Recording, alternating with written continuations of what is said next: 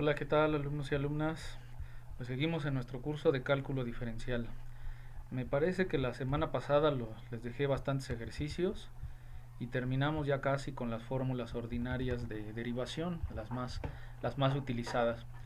Lo que vamos a hacer en este momento en adelante es tratar de encontrar aplicaciones para las derivadas.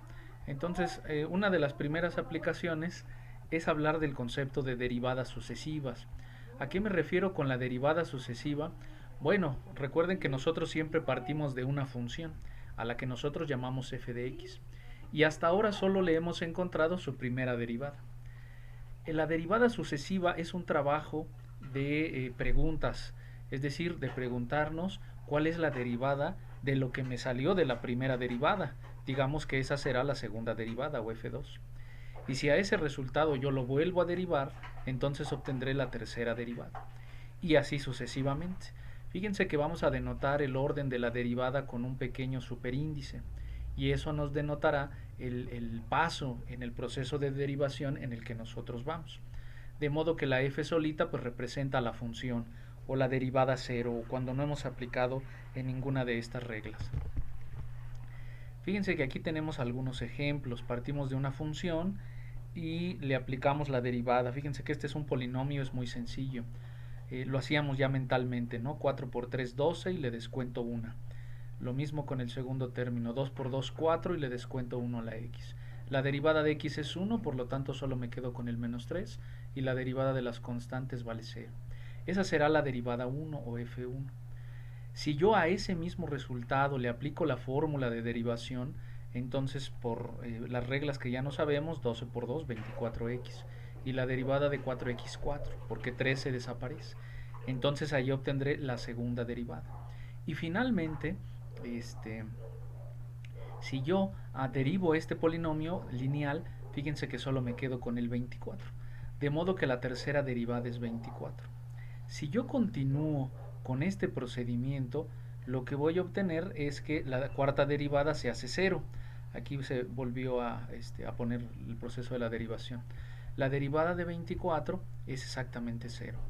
Y de ahí en adelante ya no tendría ningún sentido encontrar la derivada, porque siempre me saldría cero. Generalmente eso le pasa a los polinomios. Recuerden que la derivada de un polinomio siempre es un polinomio más chiquito, de un grado menor. Por ejemplo, aquí empezábamos en grado 3, luego grado 2, grado 1, hasta que llego al grado 0 y posteriormente a la desaparición. Vamos a tratar de hacer ejercicios en ese sentido, es decir, de encontrarle la derivada a aquello que nos sale de un proceso previo de derivación. Y lo vamos a representar como esta cadenita de sucesiones. Bueno, ¿qué más nos cuenta el libro? Bueno, esto que les decía, ¿no? Que los polinomios son funciones que se acaban muy rápido, perdón, en el proceso de derivación. Pero hay fórmulas que soportan mucho, ¿no? Aquí nos introducen este concepto de funciones infinitamente derivables, que la vamos a denotar así, como f a la infinito. Eso quiere decir que el proceso de derivar o la lista de las derivadas sucesivas nunca termina. Y hay funciones sencillas que nos permiten observar ese comportamiento. Por ejemplo, en este caso nos dicen un polinomio pero que tiene exponente negativo es infinitamente derivable. Porque si nosotros hacemos el trabajo de derivación, fíjense que tendríamos que bajar el menos 3 multiplicado por menos 2 me da 6. Pero cuando yo le descuento 1 a un número negativo, no obtengo menos 2, sino menos 4. Menos 3 menos 1, menos 4. Y cuando yo aplique la siguiente derivada, cuando reste 1 a la x, ahorita no le voy a hacer caso a los coeficientes, fíjense que obtendré menos 5. Y menos 5 menos 1, menos 6. Y menos 6 menos 1, menos 7. Menos 8, menos 9. Fíjense que siempre voy a obtener un polinomio con exponente negativo, pero que no va a terminar. Entonces los polinomios con exponente negativo son infinitamente derivables, ¿no? Que en realidad no son polinomios, son funciones racionales, pero escritas así podemos emparentarlo con los polinomios. Acá tengo otro ejemplo de una función, la función g, que es infinitamente derivable, que es coseno. Si le encuentro su primera derivada coseno, recuerden que es menos seno, pero la derivada de seno es coseno. Y la derivada de coseno es menos seno, que con este menos se vuelve más. Y la derivada de seno, coseno. Y la derivada de coseno menos seno. No sé si se dieron cuenta, pero aquí ya se repitió todo el periodo. Coseno, menos coseno, seno y nuevamente coseno. Es decir, que a partir de este coseno volveré a encontrarme con estas cuatro expresiones. Y eso nunca va a terminar, ¿no? Lo mismo sucede con la función exponencial. Recuerden que es una función muy particular porque su derivada es exactamente igual a ella misma. Entonces, su derivada es igual que la segunda, que la tercera, que la cuarta, que la quinta. Entonces, estos son ejemplos muy sencillos, no son los únicos, por supuesto. Hay una infinidad de funciones que son infinitamente derivables y otra gran cantidad de funciones a las que nosotros les podemos calcular su primera, su segunda o su tercera derivada. Bueno, la actividad número 3, que será la correspondiente a esta pequeña sección, es muy sencilla. Lo que vamos a hacer es, aplicado a estas cuatro funciones, le vamos a encontrar su primera, su segunda y vamos a parar hasta en la tercera derivada, ¿sale? Esa será la primera actividad de esta semana que, insisto, les voy a dejar poquitos ejercicios porque ha estado muy cargada la semana anterior. Bueno, ¿qué otra aplicación tiene esto de la derivación? Bueno, particularmente en física importan la primera y la segunda derivada. ¿Por qué? Bueno, aquí en este esquema está representado. Siempre y cuando nosotros tengamos una función que describa la distancia recorrida o la posición de un objeto con respecto al tiempo, es decir, que yo a esta fórmula le pregunte en el tiempo igual a 10 segundos y ella me conteste en qué lugar se encuentra ese objeto a los 10 segundos, bueno, si yo tengo una fórmula con esas características y si la derivo por primera vez, la derivada de la distancia con respecto al tiempo, eso se parece a la fórmula de la velocidad en física, distancia entre tiempo. Bueno, aplica lo mismo si nosotros nos centramos en la derivada. De modo que la primera derivada de esa función original para nosotros siempre va a ser la velocidad. Y si a la velocidad yo le aplico otra vez la derivada, es decir, me voy a la segunda derivada, obtendré lo que es la aceleración. ¿Por qué? Porque recuerden que la derivada mide la velocidad de cambio de una función. Y si yo me pregunto por la velocidad de cambio de la velocidad o cómo cambia la velocidad, recuerden que ese concepto en física se llama aceleración. Entonces vamos a utilizar esta pequeña cadena de tres elementos para resolver algunos problemas de física. Recuerden, primera derivada velocidad, segunda derivada aceleración. Acá nos ponen un problema, ¿no? Tenemos ahí un cilindro, una lata y se va a deslizar por un plano inclinado. El dato que nos dan, por supuesto, es cuál es la distancia que ha recorrido esa lata en su descenso por este plano en función del tiempo. Fíjense que acá la variable independiente es el tiempo.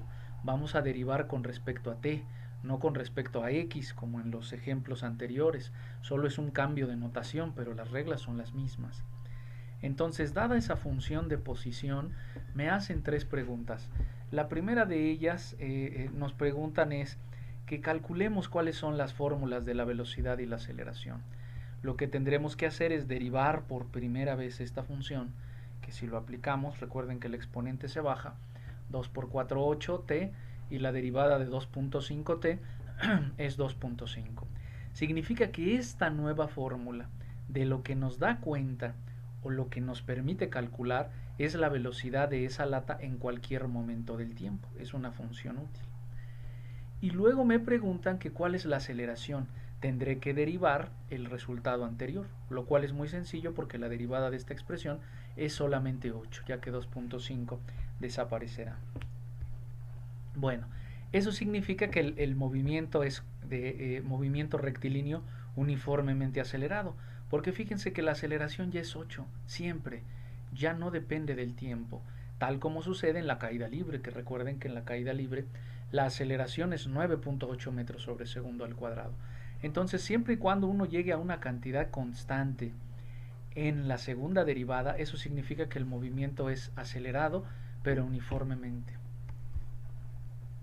¿Qué otra cosa nos preguntan? Bueno, nos dicen cuál es la velocidad de la lata a los 4 segundos. Eso significa que nos están preguntando, estrena tu fórmula de la velocidad y dime qué pasa en 4. Sencillamente evaluamos la función en t igual a 4. 8 por 4 más 2.5 tiene una velocidad de 34.5 metros sobre segundo, ¿no? Casi va, este plano inclinado significa que casi es vertical, ¿no? Porque es muy cercana a la aceleración de la gravedad, aunque en el dibujo no lo parezca. Y luego nos preguntan, oye, ¿y cuál es la aceleración en 3 segundos? Y dices, la aceleración es 8 siempre, no me preguntes en 3 segundos, siempre te contestaré 8 en este problema. Si la fórmula de la aceleración nos hubiera aparecido la letra t, entonces haríamos una sustitución, pero como no es el caso, pues contestamos 8 siempre. Bueno, eso que les contaba del movimiento uniformemente acelerado está descrito aquí. Recuerden, pueden ustedes leer el libro con calma.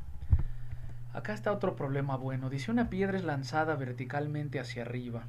Su altura está descrita por esta función, ¿no? Su distancia con respecto al tiempo es esta formulita que está acá.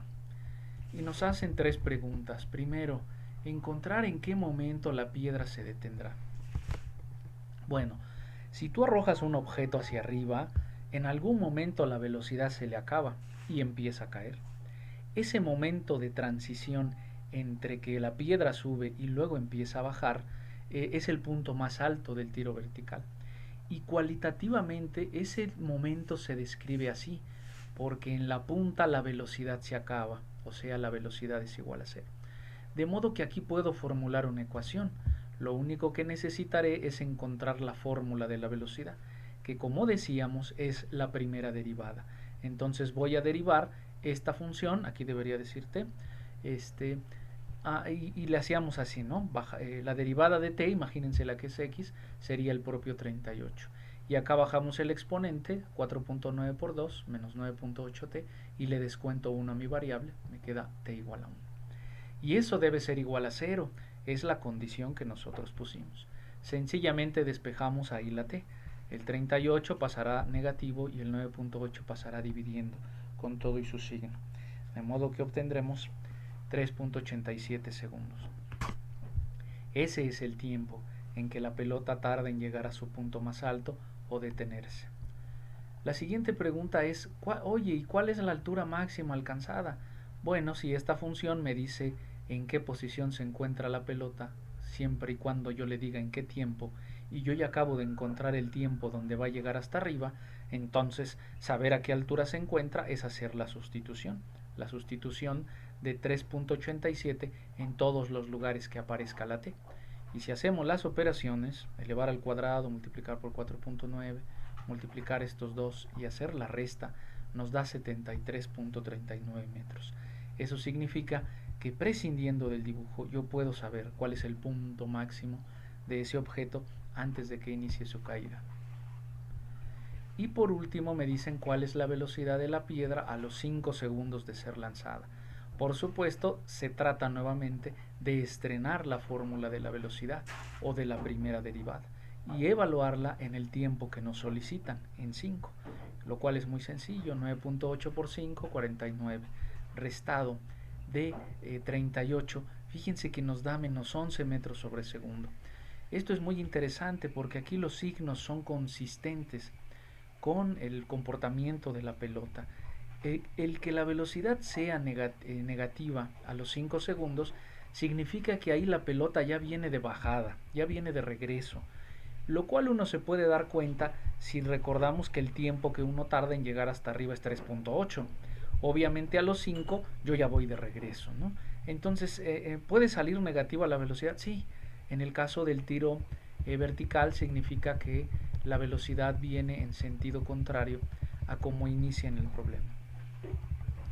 Y por último, vamos a resolver este problema. Nos dicen, hay dos automóviles que se mueven según las siguientes ecuaciones, ¿no?